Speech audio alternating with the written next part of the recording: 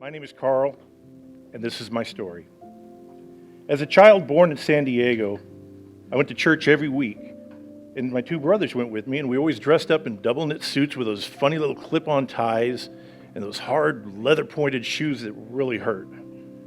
Never could figure out why God wanted us to hurt like that going in, but we wore the shoes. My parents never went with us, but we diligently went because every 12 weeks, if you went consecutively, you got a trip to Disneyland. I went to Disneyland a lot. I enjoyed it. Sadly, I don't remember Jesus or God ever mentioned except in songs. I just don't remember it. We moved to Indiana, and I would not step back into church again for 7 years. In 1977, my mother passed away. She was my rock, my protector. I could always count on her. After she passed away, I was searching for affirmation. My dad said, as long as you keep your grades up, I won't mess with you. So I kept my grades up. I didn't see my father much from the time I was 12 until I joined the Army, even though I lived under the same roof. I would ride my bike 2 miles down the road to a park past my grandmother's out in the country. I found some people out there. They were going around a bonfire, and they were singing and dancing and chanting. And I thought that was interesting. So I went to them, and I said, well, what's going on? They said, well, come on in. So I felt affirmed. I felt accepted.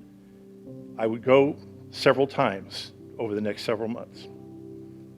One time I went there, about 6 months later, and I noticed they were cutting the heads off of chickens, and they were putting them into burlap bags and tossing them into the Wabash River. I thought this was kind of strange, but I didn't understand it. I was still young.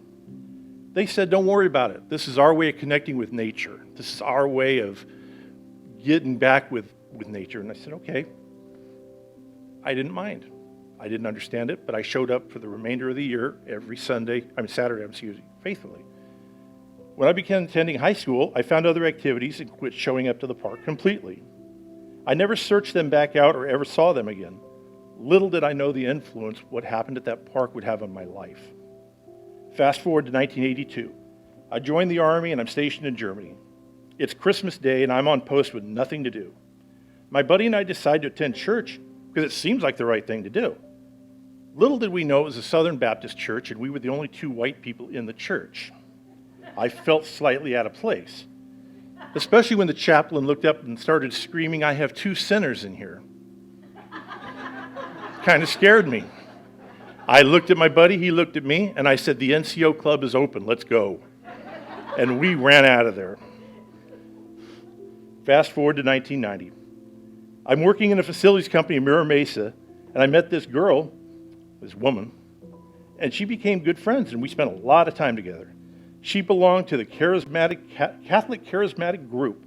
One day her group was going to services in North Park, and she invited me to go. I went to that church, and I was making jokes because Mary was standing there like this, looked like she had a globe in her hand, but to me it was a basketball. And I said, and she does a crossover dribble and shoots over John and scores. That's how I passed listening to the sermon, because it really didn't mean anything to me. Well, when they got to the communion, they started drinking out of the same cup, and that just disgusted me. I got up, I ran out of there, and I ran to the only safe place I knew. There was a Wiener Schnitzel 2 blocks down the road. I went there, I got a Polish dog, a fries, and a diet soda, and life was good again. That girl was Maureen. Maureen and I began dating, and I would tell her things like, don't answer the phone, something bad's going to happen. Or change lanes, there's getting ready to be an accident in that lane. And she never understood why I would tell her these things. But every time they came true. Anytime I told her something like that, it came true. Well, we decided we were going to get married. The day we got engaged, my father passed away. So he didn't get the good news. But we did find a church in Mira Mesa that would marry us. Pastor was willing to marry us as long as I went to church. And I said, okay. I told the pastor about my time in the park when I was younger and that the things that I told more about. And that I thought it was God talking to me. And he said, that wasn't God talking to you. That was the demonic spirit using you. And you need to get rid of that. I said, Okay. Well, pastor's wife had told Moore, you're getting ready to marry an unbeliever. Oh man, that offended me. I was an unbeliever, but that hurt. I didn't like that. So to appease me, she came over with brownies. Well, cinnamon rolls would have been better, but she was not a good cook. So brownies worked. It was a hot day in April, and pastor started talking to me. I began to freeze. The windows were closed. We had the heater on. Moore was throwing blankets on me, and I was freezing to death. Couldn't figure out, teeth chattering, the whole thing. I told pastor I wanted to go wherever Moore was going when she passed on. He led me in the sinner's prayer that day. I gave my life to Jesus and realized, wow, it's hot. Let's open the doors. Let's get these blankets off. I'm feeling better now. That was April 13th, 1991. We had already paid for our wedding set for June 22nd. However, the pastor said he could no longer marry us because I was now saved. So, Moore moved out. 3 days later, we got married at Bible study. But we still had the other wedding, too. But the one for the 17th is the one we celebrate because that's the one for the Lord. Next week will be our 30th anniversary. In 1993, I was asked to begin a children's ministry for the church as they didn't have one. I led all children's ministries for 7 years. In 1994, I began a men's ministry with 4 separate churches combined so that we could have a good-sized men's group. It worked out well. During that time, I also became a deacon. I served in multiple capacities in several churches, but I was burning out.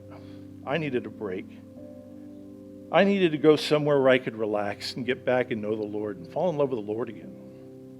Matt told us about CCC. I came here with more. I knew as soon as I came in the door, this was home. This is where I belonged. My life with Jesus has transformed me beyond anything I could expect or hope for. He fulfills my every want and desire that I have sought out my whole life.